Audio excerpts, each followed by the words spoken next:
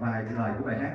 Lòng con xin khiêm cung khi nhìn lên Cha Thánh, lòng con yên vui trong tình yêu của Ngài. Mọi vinh hoa trên đời này, ôi sao vô nghĩa trong vinh quang thiên thượng. Lòng con khiêm cung khi chờ mong ý Chúa, và tâm linh con xin thuận theo ý Ngài. Mọi vinh hoa trên đời này, ôi sao vô nghĩa trong vinh quang thiên thượng. Lòng con tôn kính Cha, con yêu mến Ngài, nguyện dâng trọn đời con chỉ để thờ phượng Cha yêu dấu. Lòng con tôn kính Cha, con yêu mến Ngài mãi, nguyện dâng trọn đời con chỉ để thờ phượng Cha. Amen. Amen. Và trong lời bài hát nói rằng tất cả những vinh hoa trên cuộc đời này, tất cả những sự giàu có trên cuộc đời này sẽ là vô nghĩa hết trong vinh quang của Thiên Chúa. Rồi một ngày thì tất cả chúng ta đều sẽ về đâu ạ? Thiên đàng. Về thiên đàng. Đó là điều chắc chắn, đó là niềm tin của chúng ta. Đó là lý do tại sao mà chúng ta có mặt buổi sáng hôm nay. Chúng ta thờ phượng Chúa vì chúng ta biết là Chúa chúng ta là đã sống và sống mãi, và Ngài sống thì sao? Chúng ta cũng sẽ sống với Chúa. Amen. Amen. Chúng ta cùng hòa đồng với chúng tôi cùng hát cái bài hát này.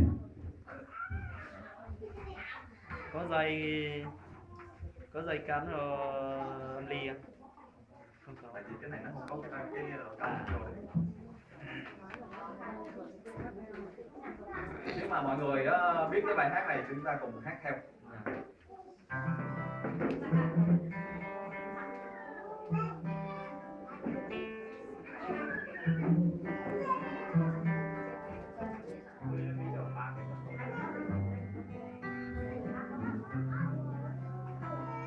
Lòng con khiêm cung khi nhìn lên Cha Thánh, lòng con yên vui trong tình yêu của Ngài.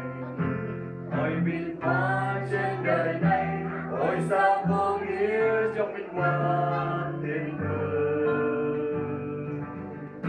Lòng con khiêm cung khi chờ mong ý Chúa, và tâm linh con xin thuận theo ý Ngài. Ôi vinh hoa trên đời này, ôi sao vô nghĩa trong vinh quang thiên thượng. Lòng con tôn kính Cha, con yêu mến Ngài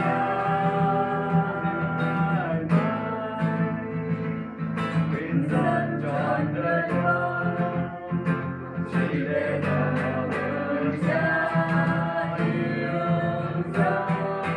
Lòng con tôn kính Cha, con yêu mến Ngài mãi, nguyện dâng trọn đời con chỉ để thờ phượng Ngài.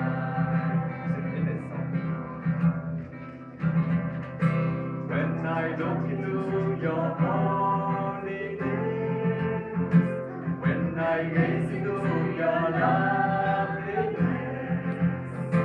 when all things flash around become shadows in the light of you,